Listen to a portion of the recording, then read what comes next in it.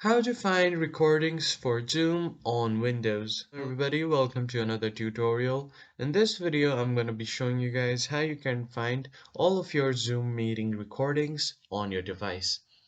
If you guys didn't know, if you guys are the host of the meeting, then you are able to save the recordings on the device locally. But if you cannot find all of those recordings, you just have to follow these steps until the end. First thing first, you need to open up your Zoom Workplace on your device and make sure that you're logged into your account. Then you just click on your profile icon at the top right corner, and from here just head over to the settings menu.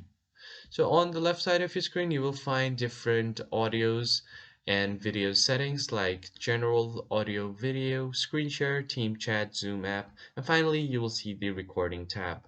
Just click on it, and here you can see the default location for where your recordings are at.